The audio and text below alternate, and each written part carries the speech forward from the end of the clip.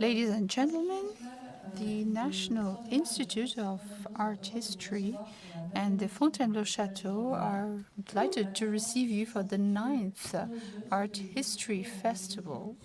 So now we're going to hear this presentation from Jonathan Katz, and we'll take your questions at the end of this presentation. Please raise your hands and we will hand over the microphone to you.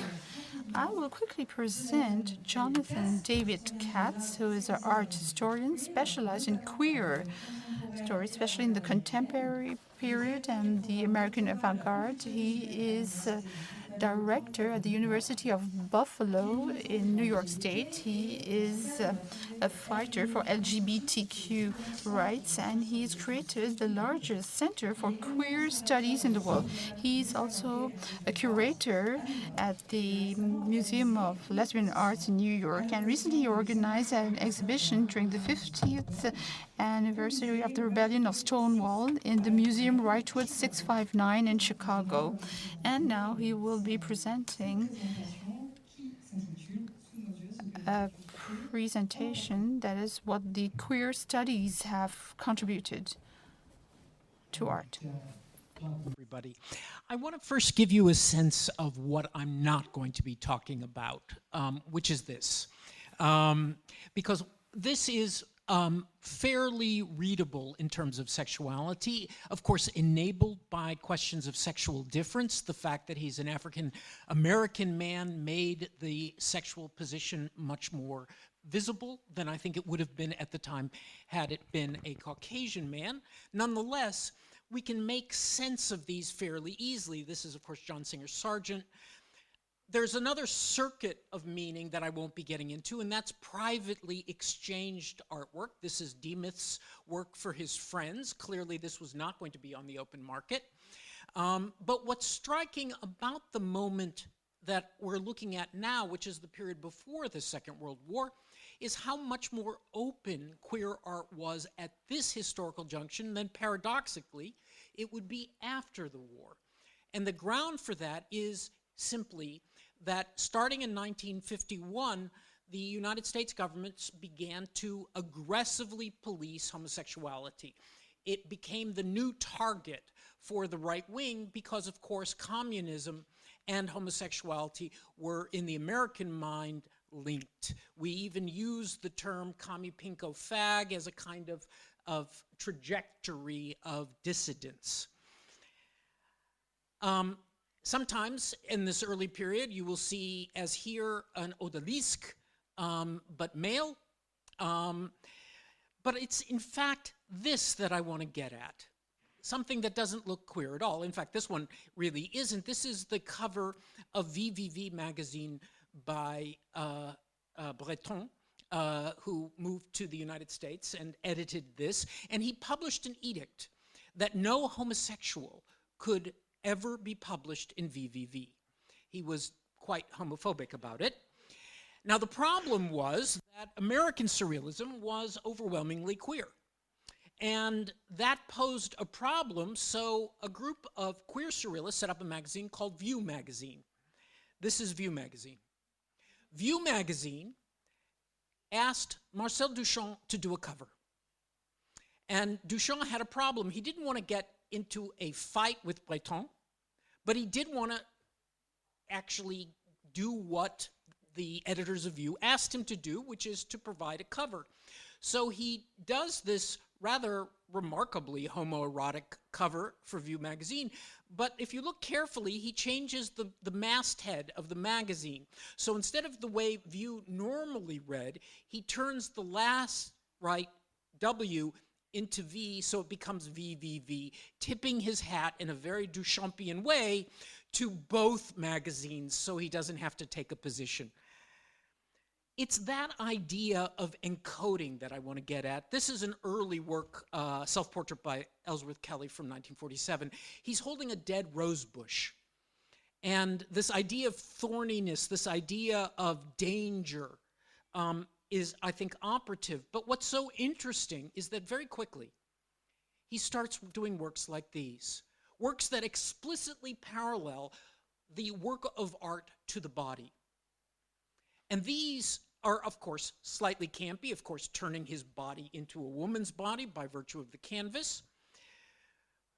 But again and again, when Ellsworth Kelly sends images of his work to people, he parallels them to his own body. And that, I think, is an important clue.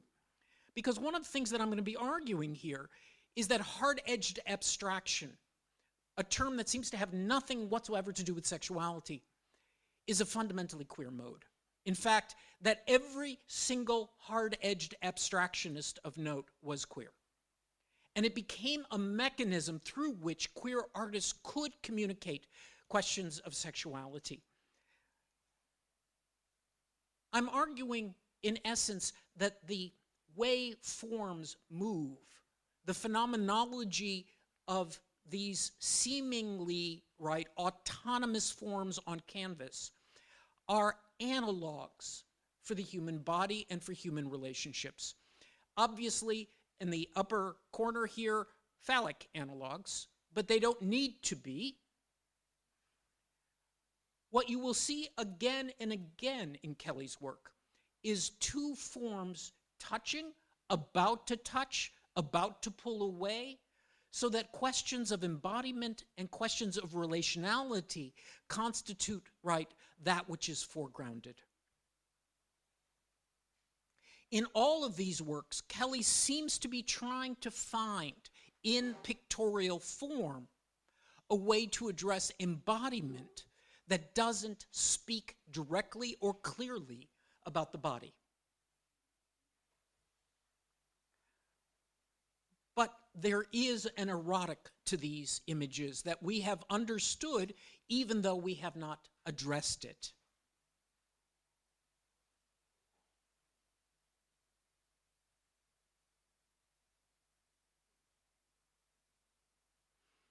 Perhaps even more so in its sculptural forms.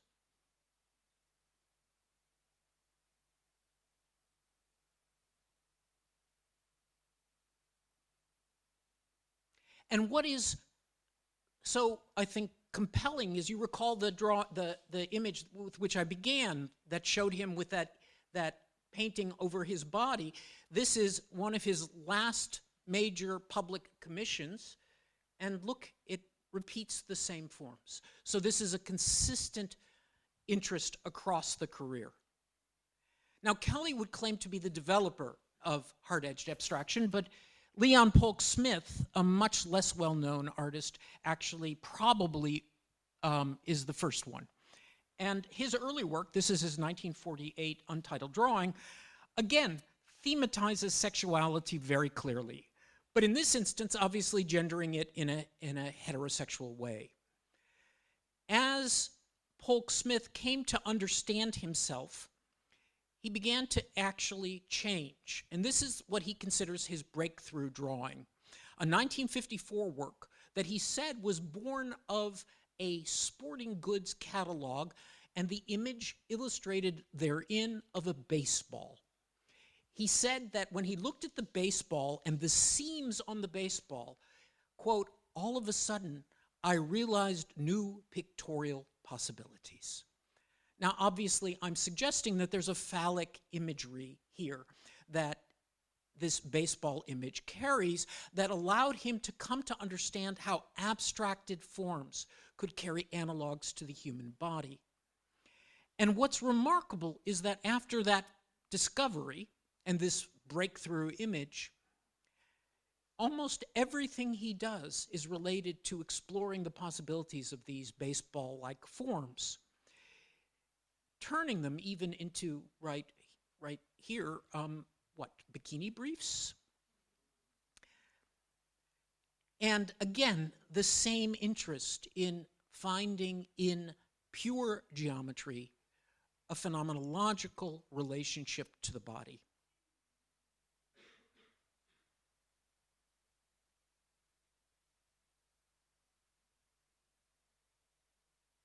In fact, Polk Smith was very proud of a critic who called him a sexy artist, and he said that one of his favorite collectors bought his paintings, this is in an interview he did towards the end of his life, bought his paintings because she knew they were hot. Robert Indiana was Ellsworth Kelly's lover for 3 years in the period I've been addressing.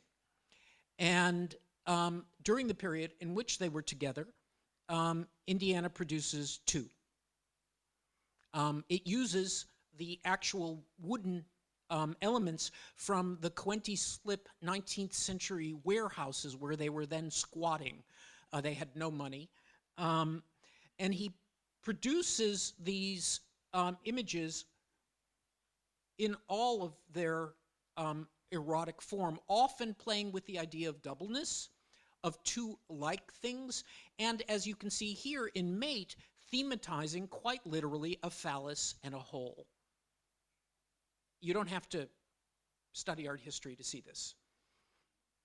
What's remarkable is it's never been seen. And in case you miss it, there it is, right? So I want to suggest that we've gotten the whole story of, for example, one of American art's singular movements, hard-edged abstraction, wrong. And indeed, we should have been able to see this in looking at Sweet Mystery, which is, if you look at the literature, repeatedly described as two ginkgo leaves, without understanding the degree to which this is, of course, cell fertilization, a zygote, the beginning of life, sexuality, or attending to, as here, what is actually being quoted in the paintings, because Indiana was interested in being a poet before he was interested in being a painter, and he was not sure at this point whether he was going to become a painter or a poet. And so Year of Meteors is named after a Walt Whitman poem. Walt Whitman's Leaves of Grass, of course, the great queer mid-19th century book of poetry.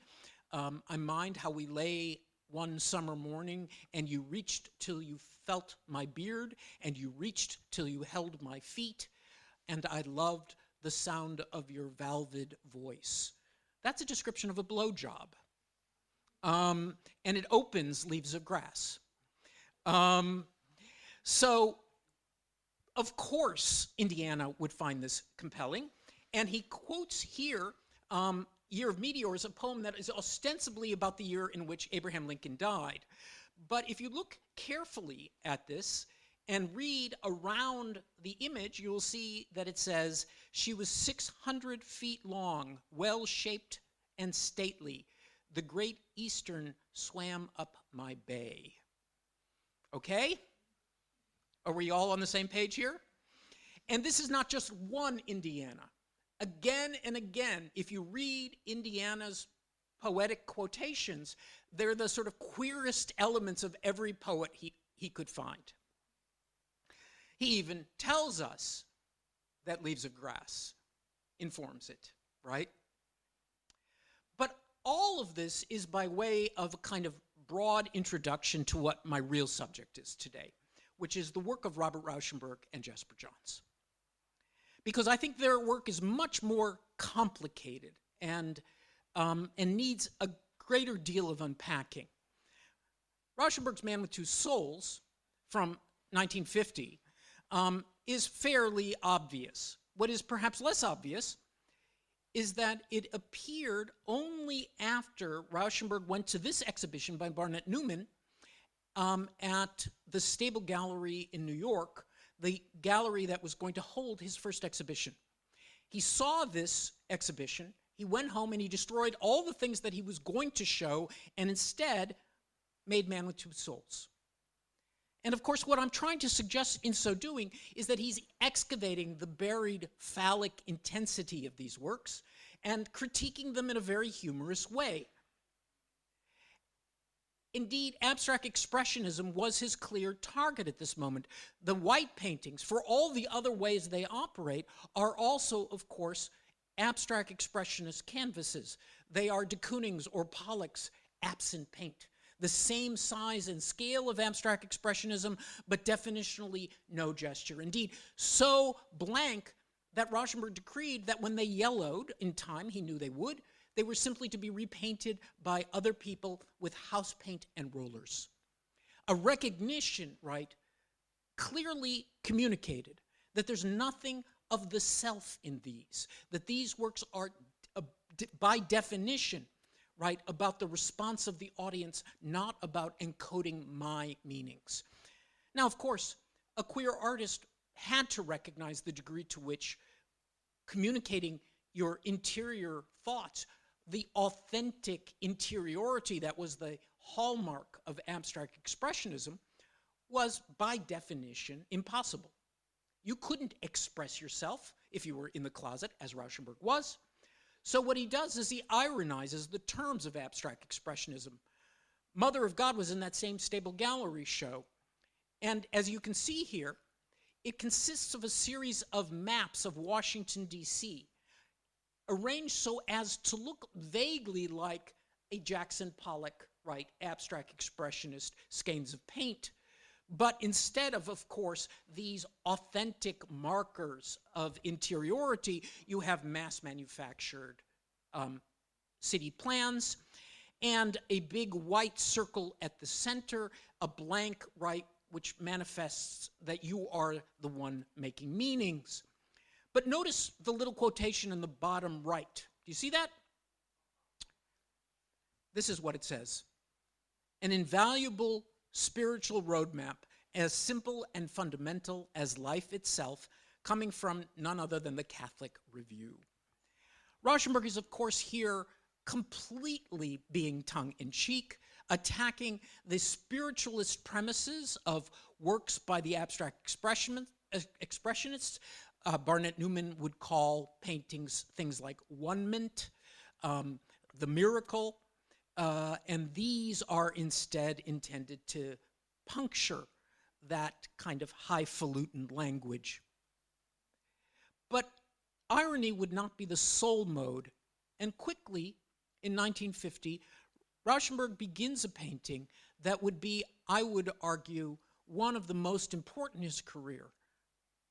Remarkable in part because it doesn't exist any longer. It's completely destroyed. In fact, it's turned into the painting below it, a black painting. It was in the collection of John Cage. Cage came into Rauschenberg's exhibition, and he said, I really like Should Love Come First. I'd like to have it, but I don't have any money. And he asked if he could just have it. And Rauschenberg said, okay. And that was the beginning of a lifelong friendship for both men. One day, in 1953, Cage, who had a key to Rauschenberg's apartment, let himself in and completely redid Should Love Come First. I want to think about why he redid Should Love Come First. What was wrong with this picture? And I'm going to be arguing that what's wrong with it, from Rauschenberg's perspective at the time, is that it's too revealing, too rich in personal material. Because in 1950, Rauschenberg was faced with a dilemma.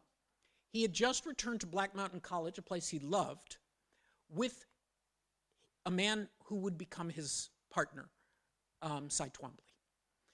And yet he was also, at this point, married to Susan Weil, and that she had just had a son. That son was about 3 months old. So the question, should love come first, is actually something that is really haunting him. Love being, his relationship to Cy Twombly. Do I let love supersede my paternal responsibilities? He also puts, as you can see here, a footprint, his own footprint, partly an ironic gesture in relationship to the famed touch and handprints of the abstract expressionists. Number 1, 1948, by Pollock, has famous handprints at the top, but also very clearly paralleling it to a Arthur Murray studio, a big American dance studio, dance diagram of a waltz, a male-male waltz, right? Notably, the number 8 appears everywhere here, and you can see it. Oops.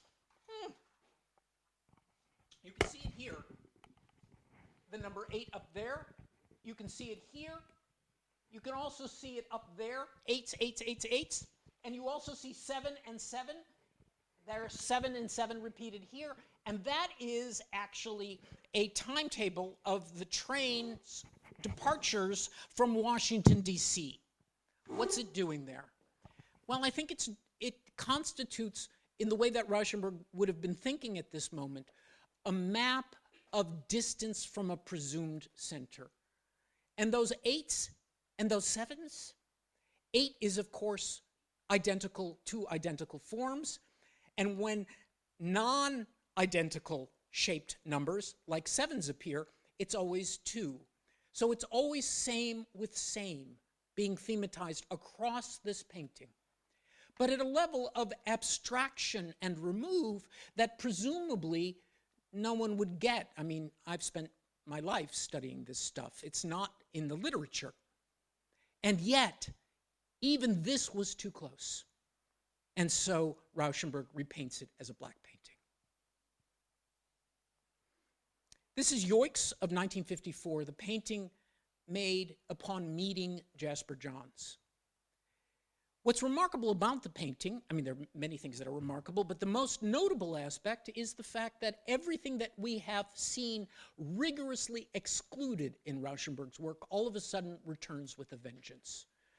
Emotion, drips, gesture, all the stuff of abstract expressionism, which he had ironically, completely kept out of his art, now pours in.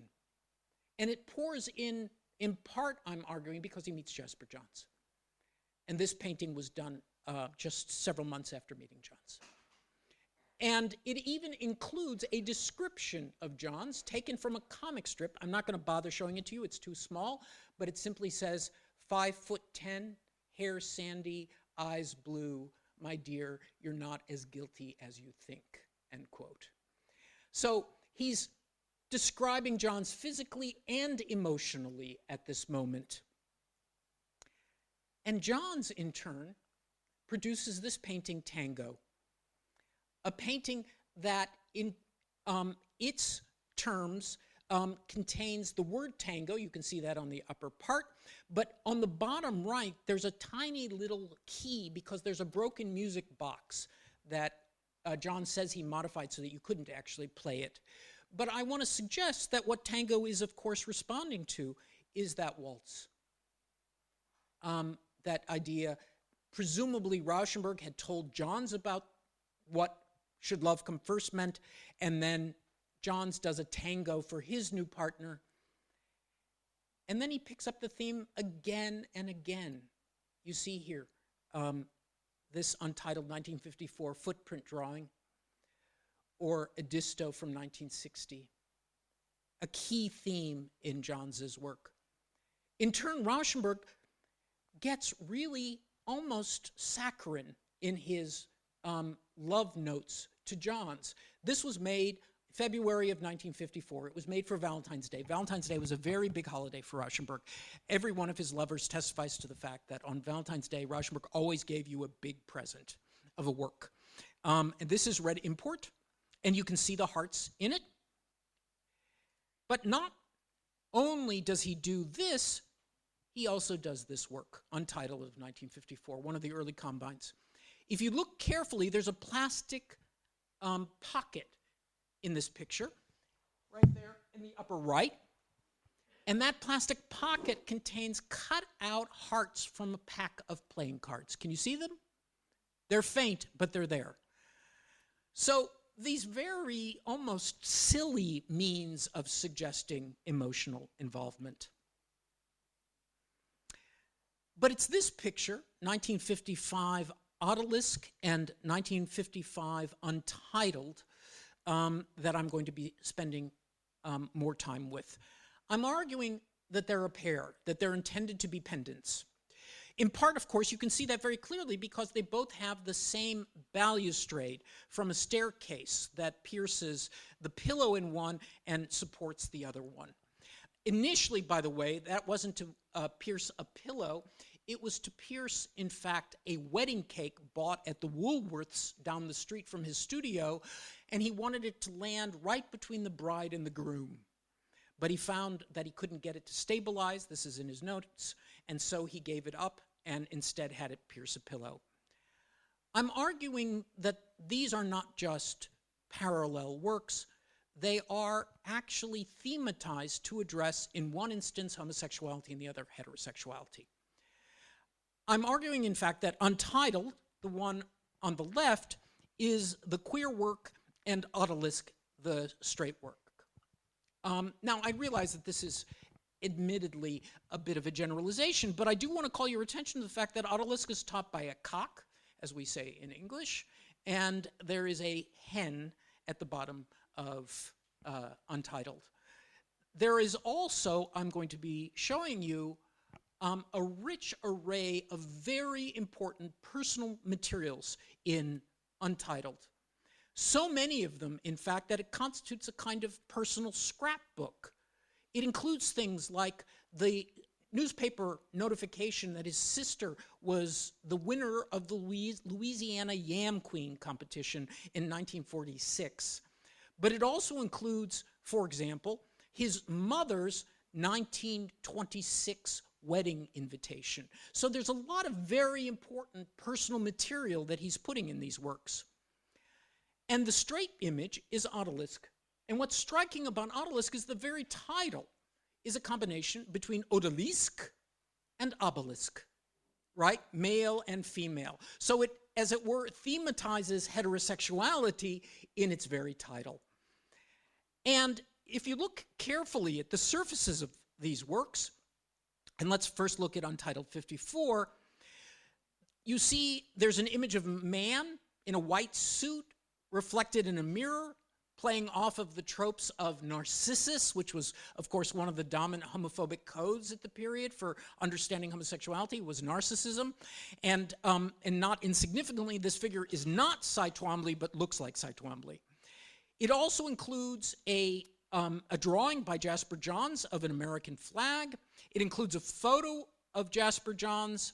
It includes love letters from Johns and Twombly and his own son, a whole range of materials that bespeak the relationship between familial love and erotic love as love of the same kind.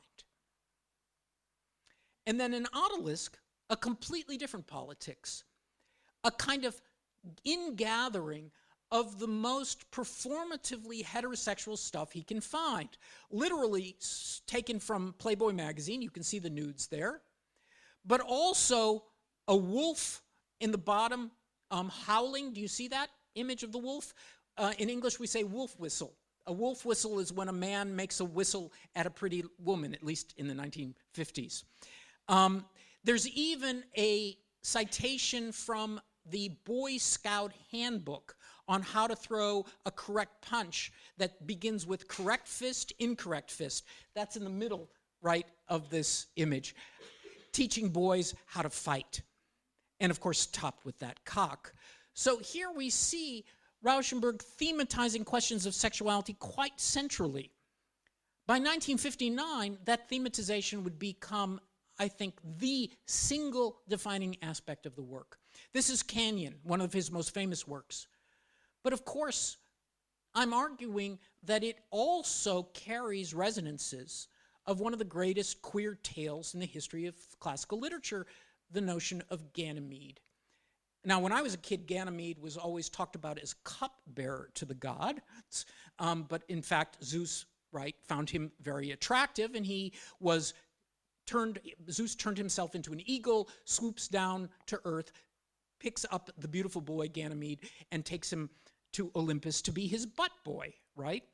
And so what we see here is an image of that eagle, and that curious pillow divided in two, which I think references, as is so often the case in images of Ganymede, right, images of the buttocks. In this instance, because it's the most famous one, I had to show you the Rape of Ganymede by Michelangelo, but it is, I think, clear. Now, if you don't believe me, and I'm not saying you have to, this was the sculpture that was put opposite in its first exhibition. It's called A Pail for Ganymede. And it consists of a can that goes up and down when you turn the handle, okay? Indeed, by 1959, the work is, I think, explicitly queer, in a way that in conversation with friends of theirs, I found out Johns found it rather too clear, uncomfortably clear. Because kickback, if you look carefully, it says king, and it's probably hard to read, but below it, it says size. It comes from a cigarette advertisement. And then below that, right at the very bottom, you'll see, not the very bottom, but about a third of the way up, you'll see the words in English, what you want. Do you see that? And then between them, that is a pair of Jasper Johns's khaki pants. And out of the khaki pants, you will see a black scumble of paint and a white tie hanging down. And so king size, what you want, okay? Indeed, in addition, you will see repeatedly images of the first nuclear submarine built by the United States surfacing in the Atlantic, as if to thematize the idea of meaning finally breaking the surface. Photograph, 1959, you only have to read the surface. No one has ever done this. Read the surface. What do you see? Your ass. Right there, right? But what's, I think, even more compelling is the image that Johns makes upon the end of his relationship with Rauschenberg. This is In Memory of My Feelings, Frank O'Hara. Frank O'Hara, of course, was a good friend, and Frank O'Hara, in his own work, produced what I would argue is his greatest poem, In Memory of My Feelings, a poem that describes how you survive the end of a love affair. And essentially, it prescribes that you must kill off the beloved. Just eliminate any thought of it. And so what's striking about the picture is that if you look very carefully, it is a kind of obverse image of this image. The painting that inaugurates their relationship, Johns's famous flag of 1954. But now, where the stars are, there's simply absence, a gray field. If you look carefully, you'll see that the picture is divided into halves. There are, in fact, hinges connecting the two halves. It folds up like this, a beautiful analog of Johns's secreting of his own emotions in paint. The left side of the picture, with the spoon and the fork tied together, is, I'm going to be arguing, the before side, the time when they were still partners. I should tell you very quickly that the relationship ended because Rauschenberg began an affair with a dancer in Merce Cunningham's company, and so their relationship fell apart. But the before side, which is roughly where the field of stars would be on a flag, is paralleled to the side which describes the end of the relationship. Oops. And And the end of the relationship side has the words dead man. You can't read it. It's actually written and then covered heavily with scumbles of paint on the bottom part of the canvas. We only discovered this when it was recently x-rayed. But more saliently for my purposes is this. Doing this again. There is a fork and a spoon now separated. Can you see that? And this is what I think is defining of the work at this moment. The discovery of these tiny little elements that allow Johns and Rauschenberg to interpictorially communicate. Let me show you what I mean. Well, he's responding to works like this. This is Rauschenberg's Dante Drawing of 1958 to 1960. Rauschenberg's breakup picture, as Should Love Come First, was Johns's. Rauschenberg's Dante drawings, of course, are built off of Dante's Inferno and follow exactly the same structure. This, by the way, was not easy for Rauschenberg. He's severely dyslexic, and so he really had to work very hard to understand what he was reading. But what Rauschenberg does in Canto number 14 is describe Dante's description of the fate of sodomites. And that fate was to run barefoot over hell's hot sand. One Ser Brunetto Latini, who is Dante's own teacher, is leading a group of sodomites, according to Dante, and they run past Dante and Virgil. Sure enough, what do we have? We have Rauschenberg outlining his foot in red, and then very carefully, right, depicting a series of footprints on the far left, which walk down the side of the canvas until they meet this red and white field, which is, of course, the edge of an American flag, implicating Johns in this field of homosexuality as well. Now, there are many other things going into this, which I'm not going to have time to get into, but what I think is striking is that the last drawing in the series is the one that I think really pissed Johns off. This is Canto number 34, and this is the description of the very pit of hell. Dante tells us that the pit of hell is Satan's genitals.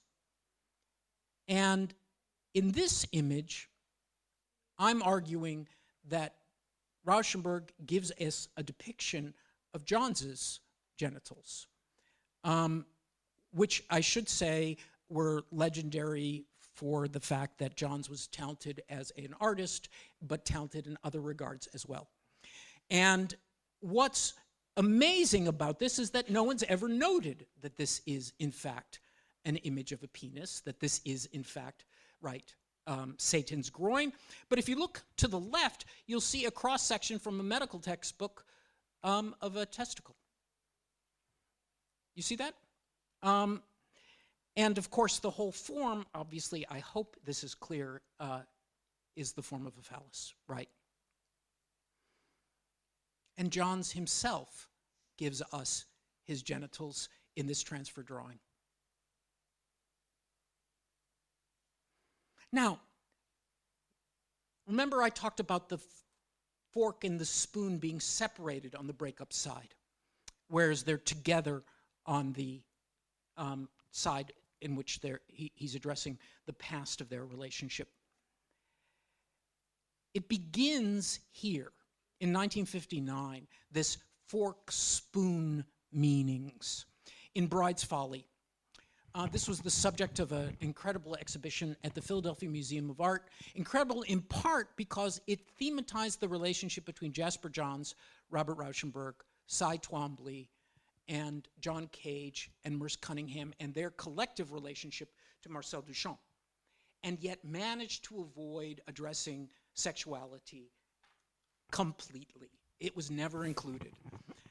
Now, the reason I think this is compelling is that Bride's Folly of 1959 has this fork right in the center of the canvas on this white bridal veil. You see that, right? Now watch that fork, because shortly afterwards, Johns does this image, Untitled Gray Painting with Spoon, 1962. So there's a kind of connection. Fork is Rauschenberg, spoon is Johns. Presumably drawn, in fact, from Duchamp's lock in his apartment in Paris. I'm showing it to you. The lock, right, with the famous door that opens or closes at the same time, an analog for sexuality, if there ever was one, at least homosexuality. And tellingly, in According to What from 1964, which is a gigantic painting, the plaster cast of a man's leg in the upper corner is life-size, to give you a sense of the scale of this painting. Johns engages for the first time in the scale and complexity of a combine, which is to say, engages for the first time in Rauschenberg's medium after the end of their relationship. And if you look carefully, there's the spoon, right in the center, right? You see it's attached to the wire coat hanger.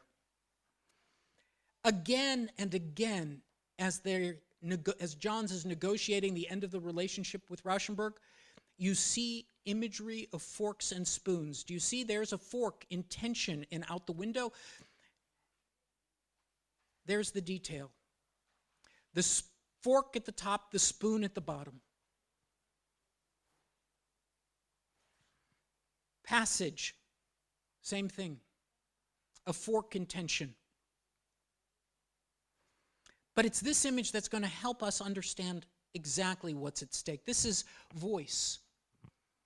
And if you look very carefully, you will see that the fork and spoon are now separated and constitute a counterweight against this device, which wipes the surface clean and wipes, as a consequence, the word voice. Do you see that? So the word voice is being wiped away by this segregated, weight of the fork and the spoon. As if, absent Rauschenberg, Johns is concerned that he doesn't have an audience who will understand him, with whom he will have a voice, with whom he can communicate.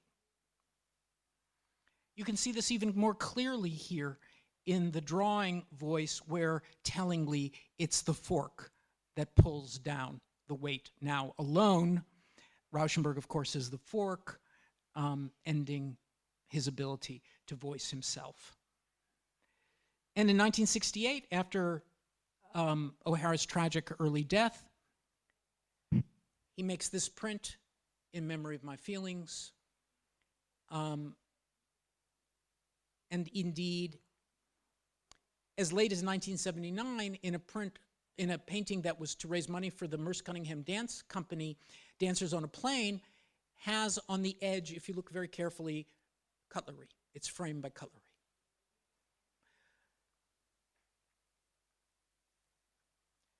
I'm arguing, in short, that what Rauschenberg and Johns are doing is throwing their voice.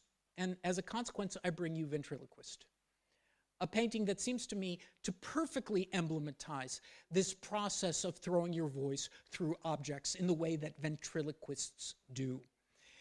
Ventriloquist is not just, larded with objects. It includes, for example, a print on the top right, that's a Barnett Newman print called Voice. It includes a vase on the bottom corner that is a portrait vase. Is it, in fact, a vase, or is it two profiles of, Queen Victoria and Prince Albert? The play here is, of course, firmly with how you read or understand the work, perfectly brought forward by the two flags in black, green, and orange. Why those colors? Anybody? Any artists in the group? If you stare at those colors and then look at a white piece of paper, because they are obverse on the color wheel, they'll turn into red, white, and blue, the exact shades of the American flag. So it's a perfect analog for the way, the viewer can make whatever meanings they want, but those meanings stand as a kind of cover or camouflage for the meanings that Johns is embedding in these works. Because in addition to all of these meanings, there's one central element I have yet to describe. It's this one. Do you see the fluke? The tail fluke? And the open mouth? It's a whale. And it's not just any whale. It's Moby Dick, the frontispiece of the greatest queer novel of the 19th century, Melville's great queer novel, in which, in many respects, Melville ventriloquizes his homosexuality through the persona of Captain Ahab, who then ventriloquizes his homosexuality in the person of the great white whale, Moby Dick. And they're hate brothers. They're tied together, Ahab and Moby Dick.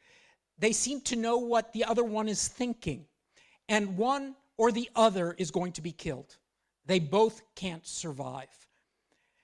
Now, of course, Melville knew exactly what he was doing. Chapter 26, men's hands grasping hands in an orgy of sperm. That's a quote. Now, they're, of course, butchering the whale and removing the spermaceti from the head, but Melville knows, of course, what he's doing. And so that frontispiece of the whale, open-mouthed in Ventriloquist, adds a further level of significance, because as Melville threw his voice into Ahab, who threw his voice into the whale, Johns is now throwing his voice into Moby Dick in the first place. You can see that even more clearly here in Ventriloquist, the drawing, where you see again the American flag, now in red, white, and blue. More clearly, I think, the body of the whale. These are George Orr pots. George Orr was called the queer potter of Biloxi, Mississippi. He wasn't homosexual as queer being used in another sense, but I think the intent is a little playful. But notably, if you look very carefully at the image, you'll see that it coheres in the form of a gigantic eye, right? Exactly at the mouth of the whale. And it's that encoded significance that I want to bring out. And in conclusion, I want to show you one important drawing that's been overlooked. This is the 50th anniversary of Stonewall, the gay rights riots that inaugurated the American gay rights movement. And this is the year of Stonewall, a 1969 drawing by Jasper Johns called Drawing for Two Flags, Study for Two Flags. But if you look on the back of it, what does it read? Study for Two Fags. And so Johns is very clearly, it seems to me, encoding and addressing questions of sexuality in works that constitute some of the singular achievements in American art. And one of the great sadnesses I feel is that I come to France to talk about this, and I have very few opportunities to address questions like this in any American museum. Thank you.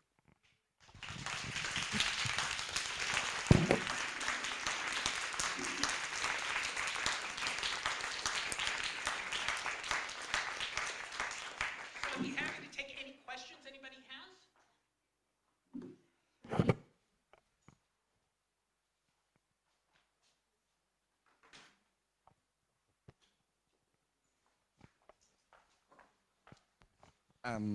Actually, how does it work for the contemporaries of Jasper Johns, Rauschenberg, who lead up to minimal art and art that is without any meaning in it, just the plain side of a cube, the plain side of architectural forms, and then you have like people like Jasper Johns and Rauschenberg who are like coding every single artwork they have.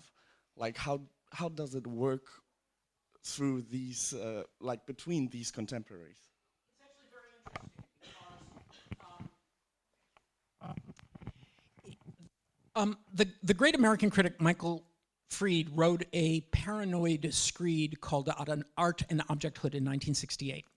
And one of the things that he says centrally in Art and Objecthood is that there is great danger in minimalism because minimalism inaugurates a theatrical relationship between the viewer and the work of art.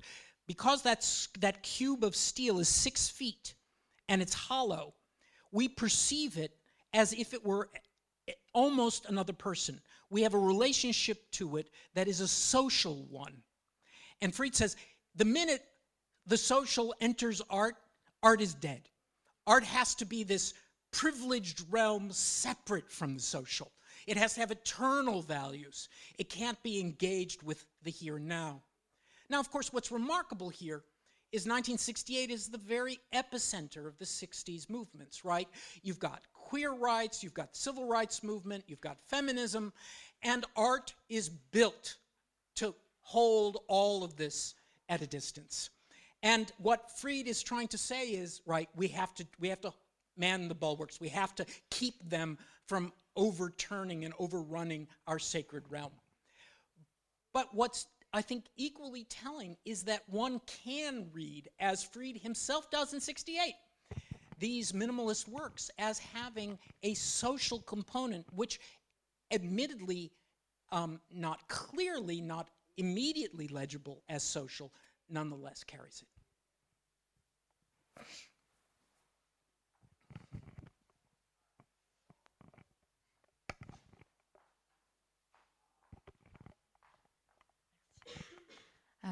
Is there any example like those ones, but with lesbian artists?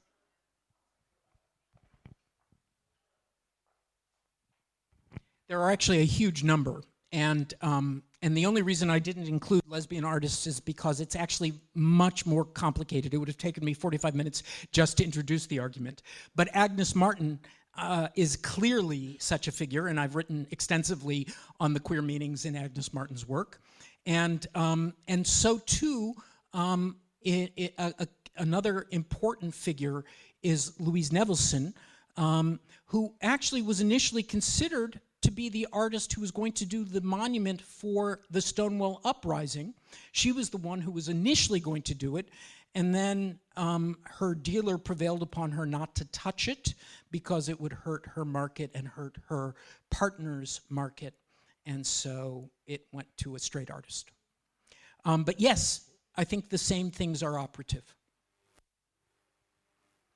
What's striking here is the degree to which across American art, I mean, it's so funny when I teach, as I do at the university, classes on queer American art, and then I'm called upon to teach the sort of first-year introduction to American art, and they're practically the same group of artists, right? It's so important to note how centrally questions of sexuality figure across the entire history. Any other questions?